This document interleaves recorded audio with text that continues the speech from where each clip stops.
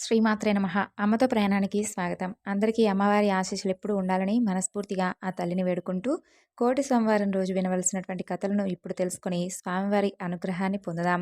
కార్తీక మాసంలో శివారాధన విశేషంగా చేసుకుంటాం. ముఖ్యంగా ఈ మాసంలో సోమవారాలకు ఎంతో విశిష్టత ఉంది. ఇక కార్తీక మాసంలో మాత్రమే వచ్చేటటువంటి కోటి సోమవారం గురించి, అలాగే కోటి సోమవారం అంటే ఏమిటి? కోటి సోమవారం ఏ విధంగా ఏర్పడుతుంది? కోటి సోమవారం వ్రతాన్ని ఏ విధంగా చేయాలి? వ్రత కథ ఇప్పుడు మనం తెలుసుకుందాం. కార్తీక మాసంలోనే ప్రత్యేకంగా వచ్చేటటువంటి కోటి సోమవారం రోజు చేసేటటువంటి స్నానం, దానం, ఉపవాసాలకు కోటి రెట్లు అధికమైనటువంటి ఫలితం ఉంటుందని శాస్త్రవచనం. ఇక ఈ యొక్క కోటి సోమవారం కేవలం సోమవారం రోజు మాత్రమే రావాలని ఏమాత్రం లేదు. అయితే ఎంతో పరమ పవిత్రంగా భావిస్తున్నటువంటి ఈ యొక్క కార్తీక కోటి సోమవారం శివకేశవులకు అత్యంత ప్రీతికరమైనటువంటి రోజు. అందులోనూ కోటి సోమవారం అంటే ఆధ్యాత్మిక పరంగా ఆ రోజును ఎంతో పవిత్రంగా భావిస్తాం. అయితే ఈ కోటి సోమవారం అనేది సోమవారం రోజే రావాలి అనేటటువంటి నియమం లేదు. కాబట్టి ఈరోజు శనివారం రోజు కోటి సోమవారం వచ్చింది కాబట్టి కోటి సోమవారం అనకుండా కోటి సమవారం అని పిలుస్తారు. ఇక కార్తీక సోమవారం కలిసొస్తే ఆ రోజున మరింత విశేషం అని చెప్పి పండితులు చెబుతారు. మరి ఈ సంవత్సరం శనివారం రోజు వచ్చింది కాబట్టి కోటి సమవారం అనేటటువంటి పేరుతో పిలుస్తారు. ఈ రోజున హరిహరాదులను పూజించాలని శాస్త్రం చెబుతుంది. ఈరోజు సూర్యోదయాన్నే నిద్రలేచి శుచి అయి నదీ స్నానం చేయడం అత్యుత్తమం. ఎందుకంటే కార్తీక మాసంలో శ్రీ మహావిష్ణువు నదువు చెరువుల్లో నివసిస్తాడని చెప్తారు. అందుకే ఈ మాసంలో నదీ స్నానానికి అంతటి ప్రాముఖ్యం ఉంటుంది. సాధారణంగా కార్తీక మాసంలో సోమవారాలు, ఏకాదశి, కార్తీక పౌర్ణమి వంటి విశిష్ట తిథుల్లో భక్తులు అందరూ కూడా ఉపవాసాలు ఉంటుంటారు. అయితే ఒక్క కోటి సోమవారం రోజు చేసేటటువంటి ఉపవాసం కోటి కార్తీక సోమవారాలు ఉపవాసాలతో సమానమని పురాణాల ద్వారా తెలుస్తుంది. అందుకే ఈరోజు ఉదయం నుండి సాయంత్రం వరకు ఎలాంటి ఆహారం తీసుకోకుండా రాత్రి నక్షత్ర దర్శనం చేసుకున్న తర్వాత భోజనం చేసి ఉపవాసాన్ని విరమించాలి. ఈరోజు శివాలయాలకు వెళ్ళి భక్తి శ్రద్ధలతో పంచామృతాలతో పరమేశ్వరుణ్ణి అభిషేకించాలి. అలాగే నువ్వుల నూనెతో మట్టి ప్రమిదలో దీపారాధన చేయాలి. తర్వాత బిల్వ దళాలతో తుమ్మి పుష్పాలతో పరమేశ్వరుణ్ణి అర్చించాలి. ఆ, ఇక ఈ రోజున తప్పకుండా సత్యనారాయణ స్వామివారి వ్రతాన్ని ఆచరించిన స్వామివారి వ్రతకథను చదివినా కూడా అఖండ ఐశ్వర్యాలు సొంతమవుతాయట. అంతేకాదు నారాయణ అని మనసారా ఎవరైతే ధ్యానిస్తారో, నారాయణ స్మరణ చేస్తారో వారికి కూడా సకల శుభాలు కలుగుతాయి. మరి నారాయణ అనేటటువంటి స్మరణకు అంతటి ప్రాముఖ్యత ఉందా అంటే నిజంగా ఉందనే చెప్పాలి. మరి ఆ కథ ఏమిటో, ఆ విశేషాలేమిటో ఇప్పుడు మనం తెలుసుకోబోయేటటువంటి ఈ కథ ద్వారా తెలుసుకుందాం. పూర్వం కన్యాకుబ్జం అనే నగరంలో 4 వేదాలను చదివినటువంటి ఒక విప్రుడు ఉండేవాడు. అతని పేరు సత్యవ్రతుడు. అతనికి సకల సద్గుణ రాశి అయినటువంటి హేమవతి అనేటటువంటి భార్య ఉండేది. ఇక వారిరువురూ కూడా ఎంతో చక్కగా అన్యోన్యమైనటువంటి ప్రేమతో సంతోషంగా జీవిస్తూ ఉండేవారు. అయితే వారికి చాలా కాలానికి లేక లేక ఒక కుమారుడు జన్మిస్తాడు. ఇక ఆ దంపతులు ఆ పిల్లవాడిని అతి గారాబంగా పెంచుకుంటూ, ఆ బాలుణ్ణి ఎంతో చక్కగా ప్రేమగా పెంచుకుంటూ గారాబంగా పెంచుతూ ఉంటారు. ఇక ఆ పిల్లవాడు దినదిన ప్రవర్ధమానమవుతూ ఉండగా అతి గారాబం వలన పెద్దలను కూడా నిర్లక్ష్యంగా చూస్తూ, దుష్ట సహవాసాలు చేస్తూ, విద్యను అభ్యసించక, బ్రాహ్మణ ధర్మాలు ఏమాత్రం కూడా పాటించక అలా సంచరిస్తూ ఉండేవాడు. ఈ విధంగా కొంతకాలానికి యవ్వనం రాగా కామాంధుడై మంచి చెడ్డలు కూడా మర్చిపోయి యజ్ఞోపవీతం తీసివేసి మద్యం సేవిస్తూ ఒక ఎరుకల జాతి స్త్రీని వలచి ప్రతిరోజు కూడా ఆమెతోనే కామక్రీడల్లో తేలియాడుతూ ఇంటికి కూడా రాకుండా తల్లిదండ్రులను సైతం మర్చిపోయి ఆమె ఇంట్లోనే ఉంటూ భుజిస్తూ ఉండేవాడు. ఆ విధంగా ఆ అజామిలుడు కులభ్రష్టుడు కాగా అతని బంధువులు అతన్ని విడిచిపెట్టేస్తారు. ఇక అందుకు ఆ అజామిలుడు రెచ్చిపోయి వేట వలన పక్షులను జంతువులను చంపుతూ కిరాత వృత్తిలో జీవిస్తూ ఉండేవాడు. ఒక రోజున ఆ యొక్క బ్రాహ్మణుడు అలాగే ఆ యొక్క ఇరుకల జాతి స్త్రీ ఇద్దరూ కూడా అడవిలో వేటాడుతూ ఫలాలు కోస్తూ ఉండగా ఆ స్త్రీ తేనె పట్టుకై చెట్టెక్కి తేనె పట్టు తీయబోగా కొమ్మ విరిగి కింద పడి చనిపోతుంది. ఇక ఆ అజామిలుడు ఆ స్త్రీ పైన పడి కొంతసేపు ఏడ్చి ఆ తరువాత ఆ అడవి యందే ఆమెను దహనం చేసి ఇంటికి వచ్చేస్తాడు. ఇక ఆ ఎరుకల దానికి అంతకుముందే ఒక కుమార్తె ఉంటుంది. కొంతకాలానికి ఆ బాలికకు యుక్త వయసు రాగా కామాంధకారంచే కన్ను మిన్ను కానక ఈ అజామిలుడు ఆ బాలికను కూడా చేపట్టి ఆమెతో కూడా కామక్రీడల్లో తేలియాడతాడు. ఇక వారికి ఇద్దరు కొడుకులు కూడా కలుగుతారు. ఇద్దరూ కూడా పురిట్లోనే చనిపోతారు. మరలా ఆమె గర్భం ధరించి ఒక కుమారుణ్ణి కంటుంది. వారిద్దరూ కూడా ఆ పిల్లవాడికి నారాయణ అని పేరు పెట్టి పిలుస్తూ ఒక్క క్షణం కూడా ఆ బాలుని విడిచిపెట్టకుండా ఎక్కడికి వెళ్ళినా అతన్ని వెంట పెట్టుకుని వెళ్తూ ఉండేవారు. నారాయణ నారాయణ అంటూ ప్రేమతో ఆ పిల్లవాడిని పిలుస్తూ ఎంతో లాలిస్తూ చక్కగా ప్రేమగా పెంచుకుంటూ ఉండేవారు.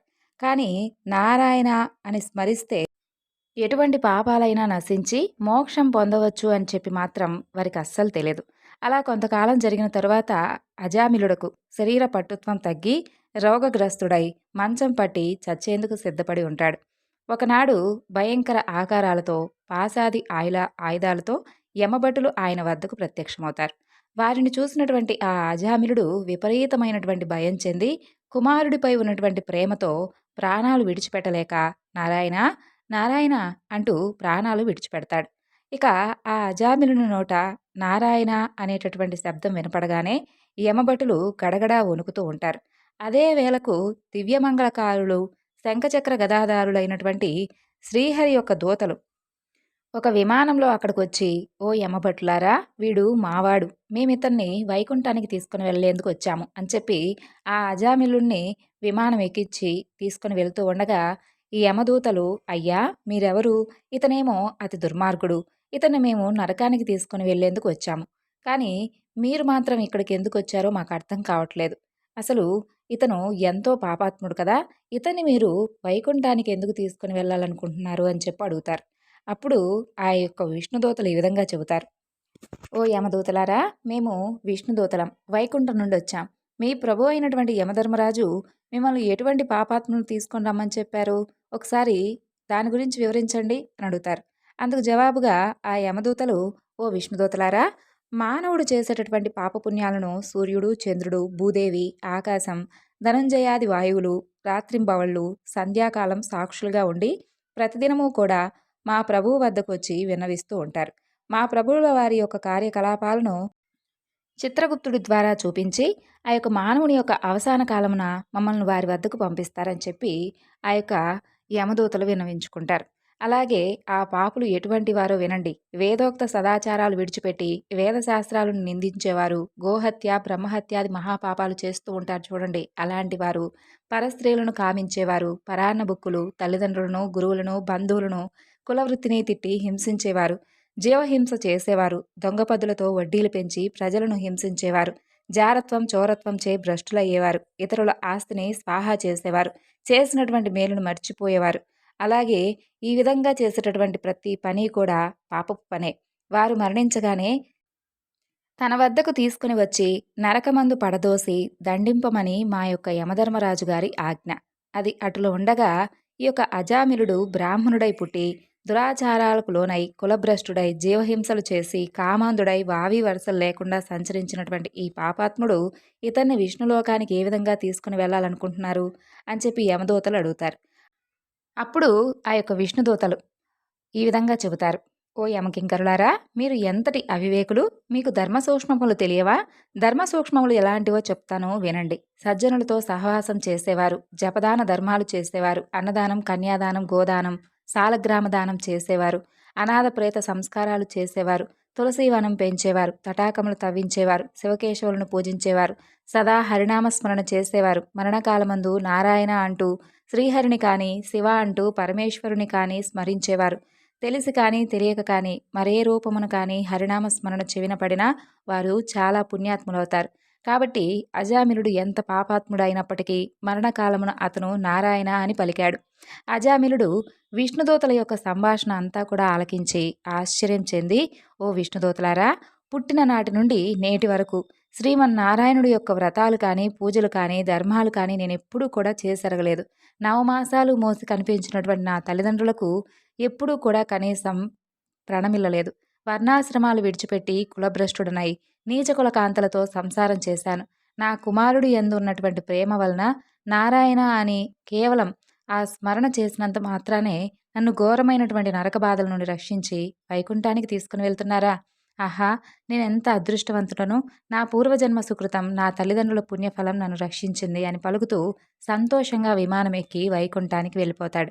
కాబట్టి నారాయణ అనేటటువంటి హరినామ స్మరణం స్మరిస్తే ఏ విధమైనటువంటి పాపాలు కూడా ఉన్నా కూడా అవన్నీ కూడా నశించిపోయి మోక్షాన్ని పొందుతారనేందుకు ఈ కథే నిదర్శనం.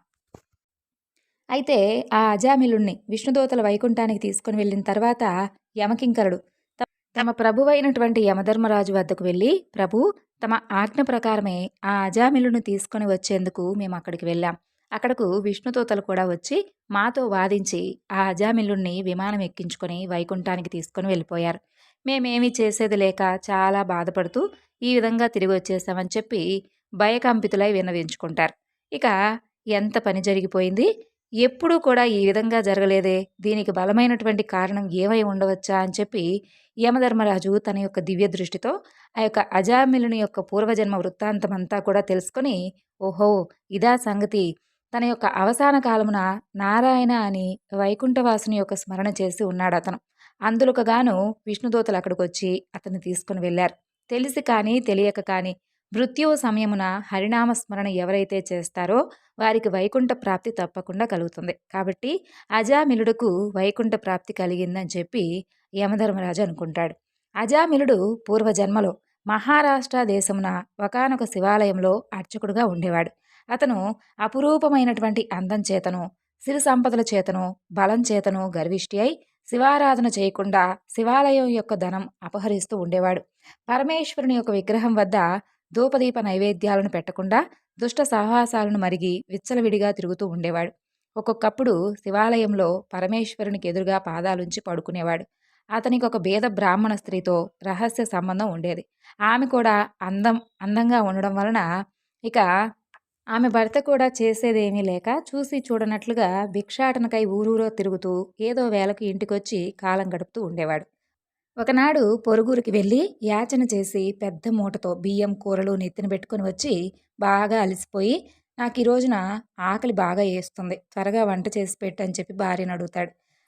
అయితే అందుకు ఆమె చేదరించుకుంటూ అతి నిర్లక్ష్యంతో కాళ్ళు కడుక్కునేందుకు కనీసం నీళ్లు కూడా ఇవ్వకుండా అతని వంక కన్నెత్తి కూడా చూడకుండా విటుడిపై మనసును ఉంచి చక్కగా ఏవో కొన్ని ఆలోచనలతో గడుపుతూ భర్తను ఏమాత్రం కూడా పట్టించుకోకుండా తిడుతూ ఉంటుంది. ఇక భర్తకు విపరీతమైనటువంటి కోపం వచ్చి పక్కనే ఉన్నటువంటి ఒక కర్రను తీసుకొని బాదుతాడు.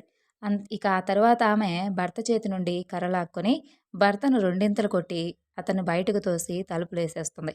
ఇక అతను చేసేది లేక భార్యపై విసుగొచ్చేసి ఇక ఎట్టి పరిస్థితుల్లోనూ ఇంటి ముఖం పట్టకూడదని చెప్పి దేశాటనకు వెళ్ళిపోతాడు. ఇక భర్తను ఇంటి నుండి వెళ్ళిపోయాడని చెప్పి ఆమె ఎంతో సంతోషించి ఆమె ఆ రాత్రి బాగా ముస్తాబై వీధి అరుగుపై అలా కూర్చొని చూస్తూ ఉంటుందన్నమాట. అప్పుడు ఒక చాకలివాడు ఆ దారిని వెళ్తూ ఉంటాడు. అతన్ని పిలిచి, ఓయి, నీవి రాత్రి నాతో రతిక్రీడ సలుపుటకు రా అని చెప్పి కోరుతుంది. అప్పుడు ఆ చాకలి వ్యక్తి, తల్లి, నీవు బ్రాహ్మణ పడతివి కదా, నేను నీచ కులస్తుడను, చాకలివాడిని, మీరు ఈ విధంగా నన్ను పిలుచుట యుక్తం కాదు తల్లి. నేను ఈ విధమైనటువంటి పాపపు పనిని అస్సలు చెయ్యనని చెప్పి బుద్ధి చెప్పి అక్కడి నుండి వెళ్ళిపోతాడు. ఇక ఆమె అతని యొక్క అమాయకత్వానికి లోపల నవ్వుకొని అక్కడి నుండి బయలుదేరి ఆ యొక్క గ్రామంలో ఉన్నటువంటి శివాలయపు అర్చకుడి దగ్గరకు వెళ్ళి తన యొక్క కామవాంఛ తీర్చమంటూ పరిపరి విధాలుగా బ్రతిమాలి ఆ రాత్రంతా కూడా అతనితోనే గడిపి ఉదయాన్నే ఇంటికి వచ్చి, అయ్యో, నేను ఎంతటి పాపానికి ఒడిగట్టాను, అగ్నిసాక్షిగా వివాహం చేసుకున్నటువంటి భర్తను ఇంటి నుండి వెళ్ళగొట్టి క్షణికమైనటువంటి కామవాంఛకు లోనై మహాపరాధం చేశానని చెప్పి పశ్చాత్తాపం చెంది ఒక కూలివాడిని పిలిపించి కొంత ధనమిచ్చి తన యొక్క భర్తను వెతికి తీసుకుని రా అని చెప్పి పంపిస్తుంది. అలా కొన్ని రోజులు గడిచిన తర్వాత భర్త ఇంటికి రాగా పాదాలపై పడి తను చేసినటువంటి తప్పులను క్షమించమంటూ ప్రార్థిస్తుంది. అప్పటి నుండి మంచి నడవడికను అవలంబిస్తుంది. ఇక భర్త అనురాగానికి పాత్రురాలవుతుంది. ఇక కొంతకాలానికి శివాలయ అర్చకుడుకు ఏదో వ్యాధి సంక్రమించి దినదినము క్షీణిస్తూ అతను మరణిస్తాడు. అతను రౌరవాది నరకంలో పడి నానా బాధలు పొంది మరలా నానా జన్మలెత్తి సత్యవ్రతుడనేటటువంటి బ్రాహ్మణోత్తముడుకు కుమారుడై కార్తీక మాసమున నదీ స్నానం చేసి దేవతా దర్శనం చేసి ఉండడం వలన నేడు ఎన్నో జన్మల్లో చేసినటువంటి పాపాలన్నీ కూడా నశించడం చేత అజామిలుడై జన్మించాడు. ఇక ఆ తరువాత తన యొక్క అవసాన కాలంలో నారాయణ అంటూ హరిని స్మరించడం వలన వైకుంఠానికి వెళ్ళాడు. బ్రాహ్మణుడి యొక్క భార్య అయినటువంటి ఆ కామిని కూడా రోగగ్రస్తురాలై చనిపోయింది. అనేక యమయాతనలను అనుభవించి ఒక మాలవాని ఇంట జన్మించింది. ఆ మాలవాడు ఆ యొక్క పిల్ల జన్మరాశి చూపించగా తండ్రి గండమును పుట్టిందని చెప్పి జ్యోతిష్కుడు చెబుతాడు. ఇక అతను శిశువును తీసుకుని వెళ్ళి అడవి యందు వదిలిపెడతాడు. అంతలో ఒక విప్రుడు ఆ దారిన పోతూ ఆ పిల్ల ఏడుపు విని జాలి కలిగి తీసుకొని వెళ్ళి తన ఇంట్లోనే ఒక దాసికిచ్చి ఆ పిల్లని పోషిస్తూ ఉండేవాడు. ఆ బాలికనే అజామిలుడు ప్రేమిస్తాడు. వారి పూర్వజన్మ వృత్తాంతం ఇదే. నిర్మలమైనటువంటి మనసుతో శ్రీహరిని ధ్యానించుట, దాన ధర్మాలు, శ్రీహరి కథలను ఆలకించుట, కార్తీక మాస స్నాన ప్రభావం వలన ఎటువంటి వారైనా మోక్షాన్ని పొందుతారు. కాబట్టి కార్తీక మాసం నందు వ్రతాలు, పురాణ శ్రవణాలు చేసిన వారికి ఇహపర సుఖాలు పొందుతారని ఈ యొక్క కథ ద్వారా తెలుస్తుంది. ఇక ఈరోజు తప్పకుండా వినవలసినటువంటి మరొక చక్కని కథ గురించి తెలుసుకుందాము. ఒకనాడు శౌనకాది మహామునులందరూ కూడా నైమిషారణ్యానికి వెళ్ళి అక్కడ ఉన్నటువంటి సూత మహామునిని దర్శించుకుంటారు. వారు ఆయనతో ఇలా అంటారు: ఓ స్వామి, సకల ఐశ్వర్యాలను, పుత్ర పౌత్రాభివృద్ధిని, మోక్షాన్ని కలిగించేటటువంటి వ్రతం ఏదైనా ఉంటే తెలియజేయండి అని అడుగుతారు.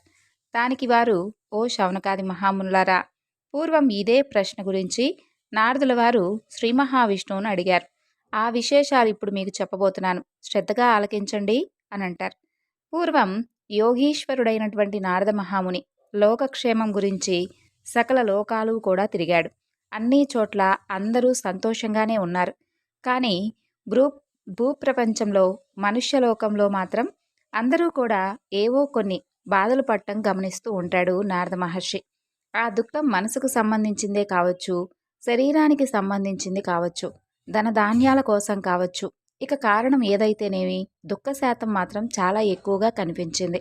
అయితే అదంతా చూసినటువంటి నారదుల వారు చాలా విచారించి అందుకు తక్షణ కర్తవ్యం కోసమై సరాసరి శ్రీ మహావిష్ణువు దగ్గరకు వెళ్ళాడు.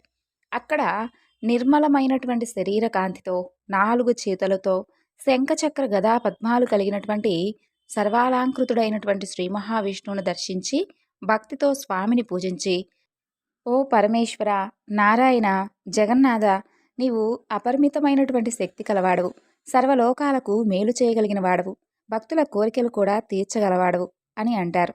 అప్పుడు స్వామివారు, భక్త, ఏమిటి నీ కోరిక అని అడుగుతాడు. దానికి నారదుల వారు: ఓ భగవంతుడా, మానవలోకంలో ప్రతి ఒక్కరూ కూడా ఏదో ఒక విధంగా బాధపడుతూ ఉన్నారు. ఒక్కరు కూడా నాకైతే సంతోషంగా కనిపించలేదు. వాళ్ళ కష్టాలు తీరే మార్గమే లేదా స్వామి? నువ్వు తలుచుకుంటే వారికి తరుణోపాయం చూపించలేవా? నా మీద నీకు ఏమాత్రం దయ ఉన్నా వాళ్ల మీదకు ఆ యొక్క కృపారసాన్ని విస్తరించు అని అడుగుతాడు. ఇక నారదముని యొక్క దయాగుణానికి సంతోషించి ఆ దేవదేవుడు: ఓ నారద, లోక శ్రేయస్సుకు నువ్వు చాలా మంచి చేయదలుచుకున్నావు. మరి నేనెందుకు నీకు సహాయపడను చెప్పు? మానవులు తలుచుకోవాలే కానీ వారి కష్టం చిటికలో తొలగిపోయేటటువంటి వ్రతం ఉంది. ఎంతో పుణ్యాన్ని కలిగించేటటువంటి, కష్టాలను నివారించేటటువంటి గొప్ప వ్రతం. దాని పేరే సత్యనారాయణ వ్రతం. దానిని యథావిధిగా ఆచరిస్తే ఇహలోకంలో సర్వసుఖాలు, పరలోకంలో మోక్షము రెండూ కలుగుతాయంటాడు. స్వామి, మరి ఆ వ్రతఫలం ఎలాంటిది? దాని విధానం ఏమిటి? ఇంతకు ముందు ఎవరు చేశారు? ఎప్పుడు చేయాలి? ఇవన్నీ కూడా వివరంగా తెలియజేయండి అని అడుగుతాడు. అప్పుడు శ్రీహరి దీనిని ఆషాఢంలో కానీ, కార్తీకంలో కానీ, మాఘమాసంలో కానీ, వైశాఖంలో కానీ, ఏకాదశి రోజు కానీ, పౌర్ణమి నాడు కానీ, సూర్య సంక్రమణ రోజు చేస్తే చాలా శ్రేష్టం. అలా అని కేవలం ఈ రోజుల్లోనే చేయాలనేం లేదు. ఏ రోజైనా, ఏ నెలలో అయినా, ఏ సంవత్సరంలో అయినా చేసుకోవచ్చు. నెలకు ఒకసారి చేసుకోవచ్చు, సంవత్సరానికి ఒకసారి చేసుకోవచ్చు.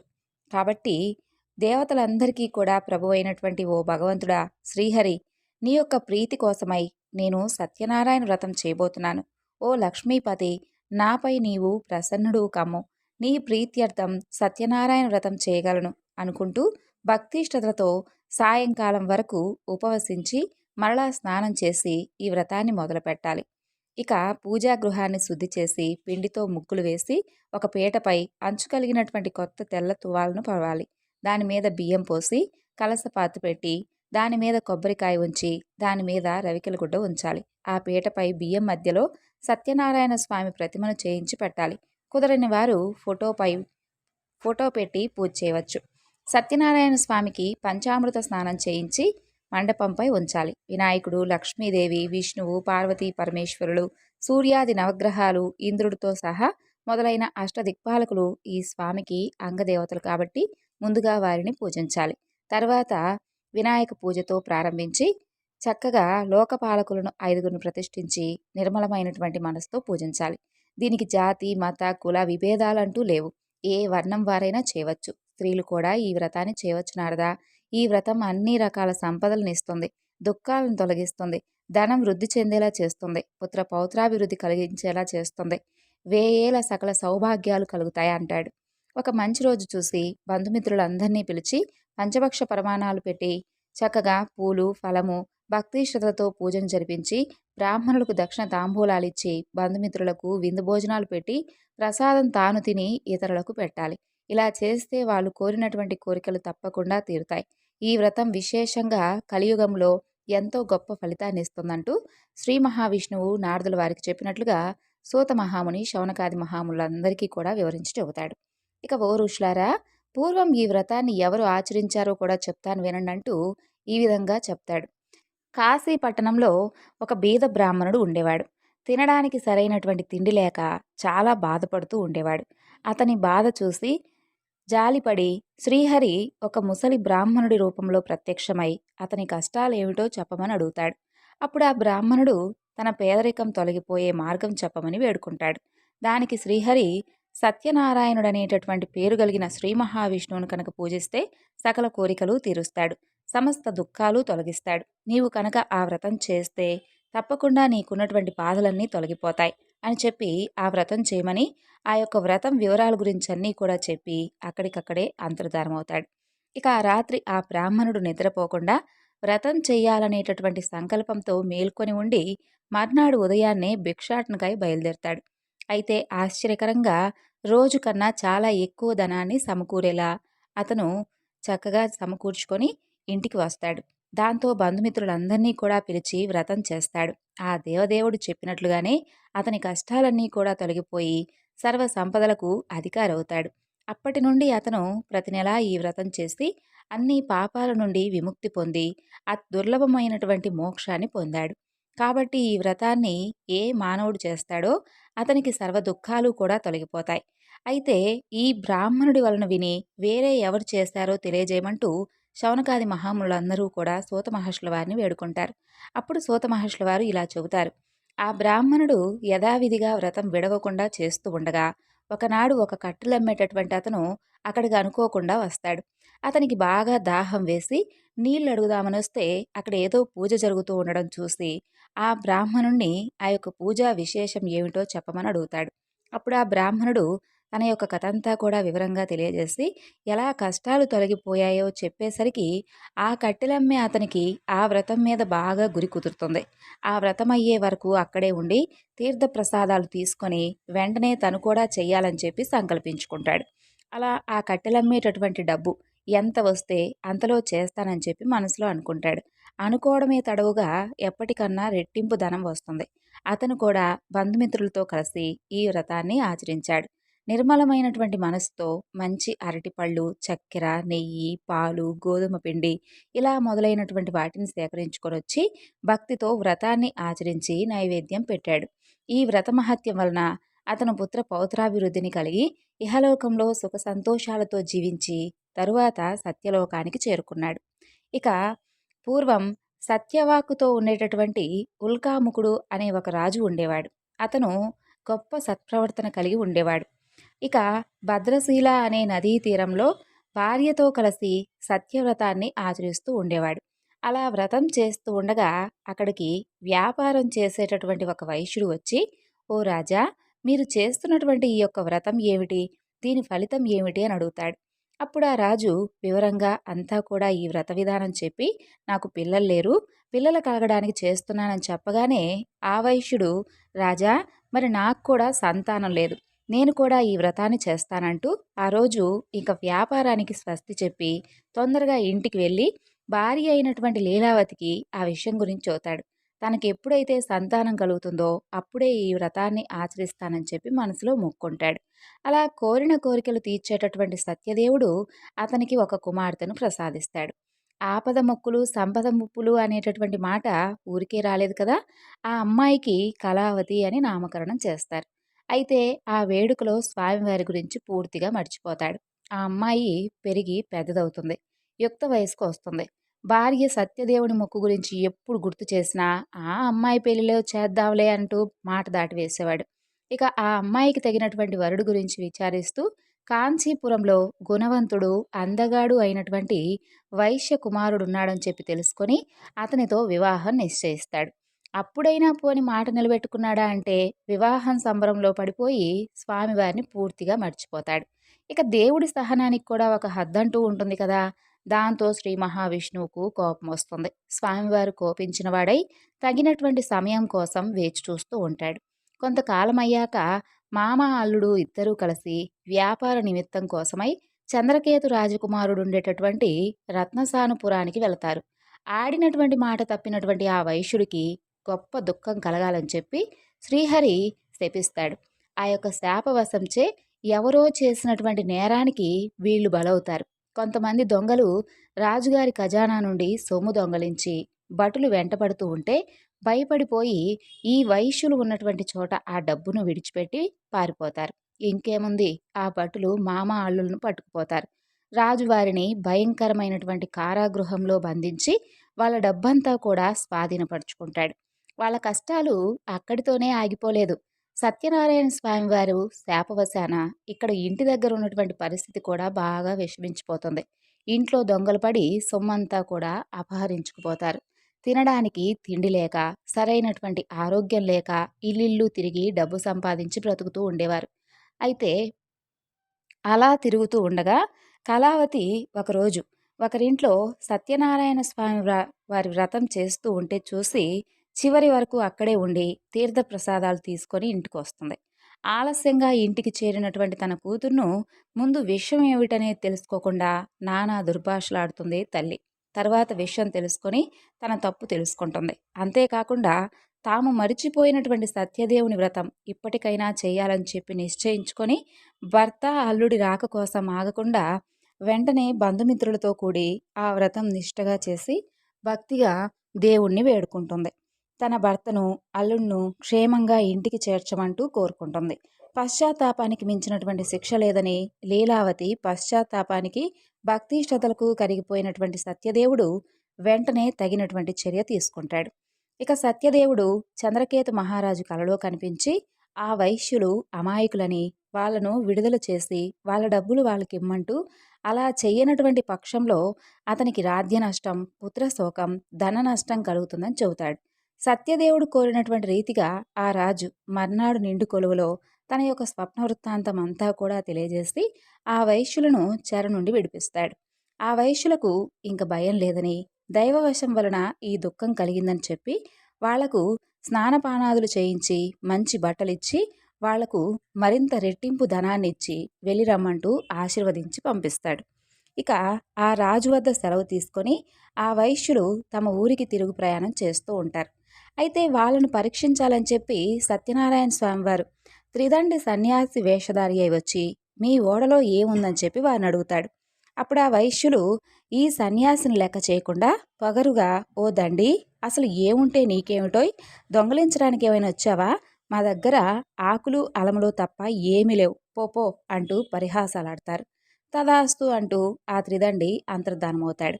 ఆ త్రిదండి వెళ్ళిన తరువాత వైశ్యుడు లేచి ఓడకేసి చూడగా అతను పలికిన విధంగానే ఆకులు అలములు తప్ప ఏమీ లేకపోవడంతో మూర్ఛపోయినంత పనై దుఃఖిస్తూ ఉంటాడు. ఇక అల్లుడు వెంటనే, మామా, ఇదంతా కూడా ఆ యొక్క త్రిదండి పెట్టినటువంటి శాపమే. ఆయన చూస్తే సర్వశక్తి సంపన్నుడుగా ఉన్నాడు. ఎలాగైనా కానీ అతని వద్దకు వెళ్ళి వేడుకుందాం పదా అంటాడు.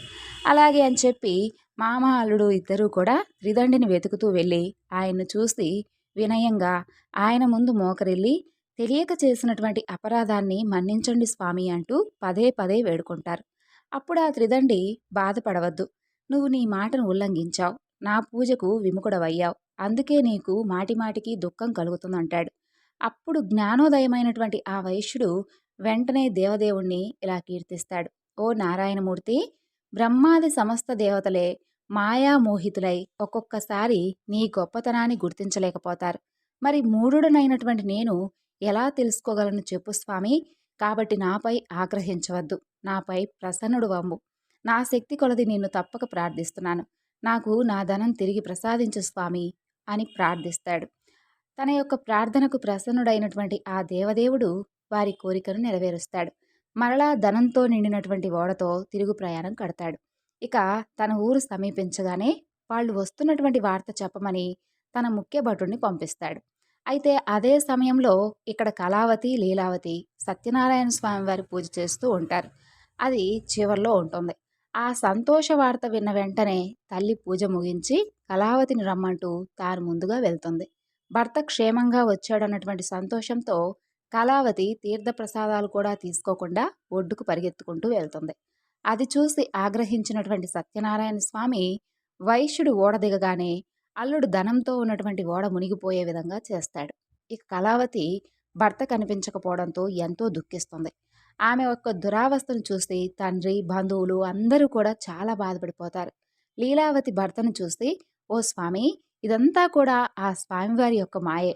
ఆ నారాయణుడి యొక్క మాయను తెలుసుకోవడం ఎవరికీ కూడా అంత శక్తి లేదు అంటూ చెప్పుకుంటూ విలపిస్తుంది. ఇక కళావతి తన భర్తతో సహగమనం చేయడానికై ఉద్యుక్తురాలవుతుంది. ఆ వైశ్యుడు తన శక్తి కొలది సత్యదేవుని పూజ చేస్తానని ఆ దేవుణ్ణి తలుచుకుని పదే పదే సాష్టాంగ నమస్కారం చేస్తాడు. అప్పుడు సత్యదేవుడు వైశ్యుడి యొక్క భక్తి విధేయతలను చూసి ప్రసన్నుడై అశరీరవాణిగా ఇలా పలుకుతాడు. ఓ సాధు, నీ కుమార్తె నా ప్రసాదాన్ని కూడా తినకుండా భర్తను చూడాలని చెప్పి పరిగెత్తుకుంటూ వచ్చింది. అందుకే ఇలా జరిగింది. ఇప్పుడు ఒకసారి ఇంటికెళ్ళి ప్రసాదం కనుక తినొస్తే అంతా సవ్యంగా జరుగుతుంది అని చెబుతాడు. కళావతి అదే విధంగా చేస్తుంది. ఆమె భర్త నవ్వుతూ ఒడ్డుకు చేరుకుంటాడు. అక్కడికక్కడే అప్పటికప్పుడే ఆ వైశ్యుడు సత్యదేవుని పూజ చేసి ఆ తరువాత ఇంటికెళ్తాడు. అప్పటి నుండి ప్రతి పౌర్ణమికి, సంక్రాంతికి ఈ వ్రతాన్ని ఆచరించి ఇహపర సుఖాలను పొందుతాడు. ఇక ప్రజారంజకంగా పరిపాలించేటటువంటి రాజ్యాన్ని తుంగధ్వజుడు అనేటటువంటి రాజు ఒకడు పరిపాలిస్తూ ఉండేవాడు. అయితే అతను ఒకనాడు బాగా అలసిపోయి వేటకు వెళ్ళి అక్కడ ఒక చెట్టు కింద సేద తీరుతూ ఉంటాడు. అయితే అక్కడ అదే చెట్టు వద్ద కొంతమంది గోపబాలురు ఎంతో భక్తితో సత్యనారాయణ స్వామి వారి పూజ చేసి ఆ తరువాత అక్కడ ఉన్నటువంటి రాజుగారికి భక్తి శ్రద్ధలతో ప్రసాదం తీసుకొని వెళ్ళి ఇస్తారు. అయితే వారు కాస్త తక్కువ కులస్తులని చెప్పి వారు ఇచ్చినటువంటి ప్రసాదం భుజించడం ఇష్టం లేక ఆ రాజు వారిచ్చినటువంటి ఆ ప్రసాదాన్ని తినకుండానే తిరిగి తన యొక్క రాజ్యానికి వెళ్ళిపోతాడు. అతని ధిక్కారానికి శిక్షగా అతనికి ఉన్నటువంటి 9 కొడుకులు కూడా మరణిస్తారు. ధనధాన్యాలన్నీ నశించిపోతాయి. ఆ రాజు తన యొక్క సత్యదేవుని లెక్క చేయకపోవడం వల్ల ఇలా జరిగిందని చెప్పి తెలుసుకొని ఆ యొక్క గోపబాలుడి దగ్గరికి వెళ్ళి వారితో కలిసి సత్యదేవుని పూజిస్తాడు. అప్పుడు అతని 9 కొడుకులను ధనధాన్యాలను మరలా తిరిగి పొందుతాడు. ఓ ముల్లారా, చూసారా, విన్నారా? ఎవరు దుర్లభమైనటువంటి ఈ సత్య పూజను ఎవరైతే భక్తి శ్రద్ధతో చేస్తారో వారు తప్పకుండా సత్యదేవుని యొక్క కృప వలన ధనధాన్యాలను పొందుతారు. 4 వర్ణాలలో ఏ వర్ణం వారైనా ఈ వ్రతాన్ని ఆచరించవచ్చు, ఎప్పుడైనా ఆచరించవచ్చు. పుత్రులను పొందుతారు, బంధ విముక్తి పొందుతారు, భీతుడు భయాన్ని కోల్పోతాడు, చివరికి సత్యపురానికి చేరుకుంటాడు. శౌనకాది ముల్లారా, ఏ వ్రతం వలన మానవుడు దుఃఖం నుండి ముక్తి కలవాడవుతాడో అలాంటి సత్యనారాయణ వ్రతాన్ని, వ్రత కథలను మీకు వివరించి చెప్పాను కదా. ఇది కలియుగంలో విశేషమైనటువంటి ఫలప్రదం ఇస్తుంది. ఆ దేవుణ్ణి సత్యేశ్వరుడని, సత్యనారాయణుడని, సత్యదేవుడని కూడా పిలుస్తారు. సత్యదేవుడు ఆయా రూపాలను ధరించి భక్తులు కోరినటువంటి కోరికలను తీరుస్తూ సత్యరూపుడు కాగలడు. కాబట్టి ఓ మునిశ్రేష్ఠులారా, ఈ వ్రతాన్ని అసలు ప్రతినిత్యము కూడా ఆచరించేవారైతే ఎవరైతే ఉంటారో వారికి ఉన్నటువంటి సకల పాపాలు కూడా ఆ యొక్క సత్యదేవుని యొక్క కృప వలన నశించిపోయి వారు సత్యలోకానికి చేరుకుంటారు. ఇందులో ఎలాంటి అనుమానం లేదంటూ శౌనకాది మహామునులందరికీ కూడా సూత మహామునుల వారు ఈ యొక్క సత్యనారాయణ స్వామివారి వ్రతకథను అలాగే స్వామివారి పూజా వివరణను ఈ విధంగా తెలియజేశారు. ముఖ్యంగా పౌర్ణమి నాడు తప్పకుండా ఈ కథను ఎవరైతే వింటారో వారికి సకల పాపాలు కూడా హరించుకుపోయి శ్రీహరి యొక్క అనుగ్రహం లభిస్తుంది. మరి ఈ రోజున మనం చెప్పుకున్నటువంటి సత్యనారాయణ స్వామి వ్రతకథలన్నీ కూడా మీ అందరికీ నచ్చాయి అనుకుంటున్నానండి. మరొక చక్కని వివరణతో మరలా కలుసుకుందాం. అంతవరకు నమస్కారం. సర్వం శ్రీ లలితార్పణమస్తు. స్వస్తి.